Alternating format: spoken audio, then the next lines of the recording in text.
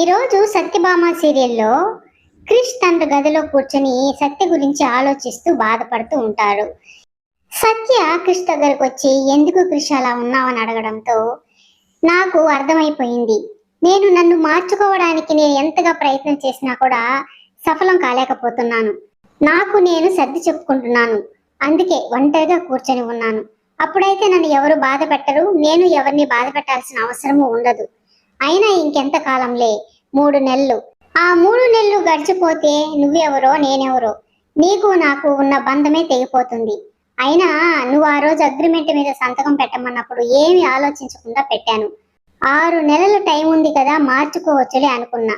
కానీ అది సాధ్యం కాదని నాకు అర్థమైపోయింది అని బాధపడుతూ క్రిష్ చెప్పడంతో, అంత నిష్ఠూరంగా మాట్లాడొద్దు క్రిష్ అని సత్య అంటూ ఉంటే క్రిష్ మాత్రం అక్కడి నుంచి వచ్చేస్తాడు. బాధపడుతున్న సత్య దగ్గరికి క్రిష్ వాళ్ళ నాన్నమ్మ వచ్చి ఓదారుస్తుంది. బాధపడకు సత్య, నిన్ను నేను అర్థం చేసుకోగలను. కానీ నువ్వు కూడా క్రిష్ని అర్థం చేసుకోవాలి కదా. క్రిష్ నీ వెంటబడి నిన్ను ప్రేమించి పెళ్లి చేసుకున్నాడు. ఇష్టం లేకనే ఈ ఇంటికి కోడలుగా వచ్చావు. క్రిష్ని అర్థం చేసుకుంటావని నేను కూడా చూస్తూ ఉన్నానమ్మా. కానీ మీ ఇద్దరి మధ్య దూరం పెరుగుతుందే కానీ దగ్గర అవడం లేదు. క్రిష్ అందరిలాంటి వాడు కాదు. గంజాయి వనంలో తులసి మొక్క లాంటి వాడు. వాడిని అర్థం చేసుకుంటే వాడికన్నా ఎక్కువ ప్రేమించేవాడు నీకు దొరకరు. ఇన్ని రోజులు క్రిష్ నీ వెంట పడ్డాడు కదా, ఇప్పుడు నువ్వు క్రిష్ వెంట పడి నీ వైపు తిప్పుకో, అప్పుడే నీ జీవితం బాగుంటుంది అని బామ్మ చెప్పడంతో సత్య కూడా ఆలోచనలో పడుతుంది. రుద్ర సోనీతో మాట్లాడుతూ ఉంటాడు. ఇంట్లో సమస్యల వల్ల నీ దగ్గరికి వచ్చే అవకాశమే లేకుండా పోయింది. ఇప్పుడు నిన్ను తలుచుకుంటుంటేనే నా ఒళ్ళు పులకరించిపోతా ఉంది. నేను వచ్చేటప్పటికి తెల్ల చీర కట్టుకుని కోడి కూర చేసి పెట్టు, నేను ఇప్పుడే వస్తానని చెప్పి మాట్లాడుతూ ఉంటే అంతలో వెనక నుంచి ఆ మాటలన్నీ విన్న రేణుక, సోనీ ఎవరయ్యా, నువ్వు తప్పు చేస్తున్నావు, నిన్నే నమ్ముకున్న నన్ను అన్యాయం చేయకయ్యా అని అడుగుతూ ఉంటే, సోనీ ఎవరా, నువ్వు కట్టుకున్న దానివైతే అది కట్టుకోకుండానే నాకు పెళ్ళాం, నువ్వు దిబ్బ రొట్టివైతే అది రుమాల్ రోటి లాంటిది, ఇప్పుడు అక్కడికే వెళ్తున్నాను, నోరు మూసుకొని ఉండు అని రేణుకని పక్కకు తోసేసి తను వెళ్ళబోతూ ఉంటే రేణుక రుద్రని అడుక్కుంటూ ఉంటుంది.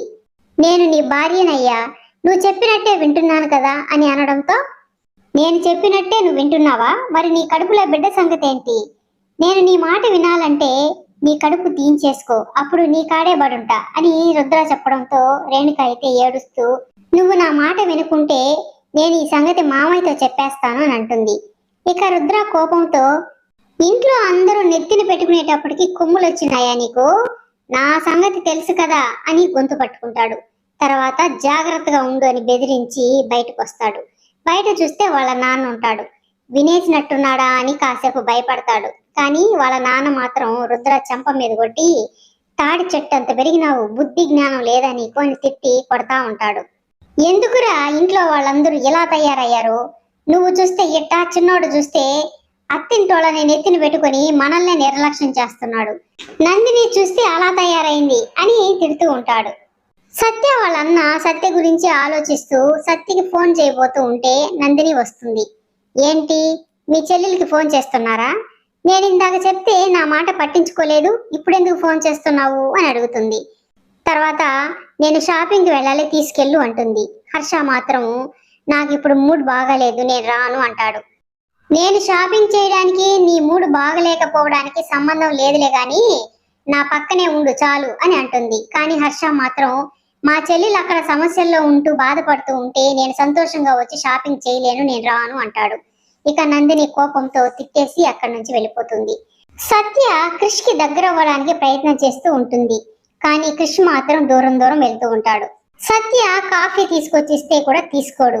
నా అలవాట్లను నేను మార్చుకుంటున్నాను, కాఫీని తాగకూడదు అనుకుంటున్నాను అని చెప్పి అక్కడి నుంచి వెళ్ళిపోతాడు.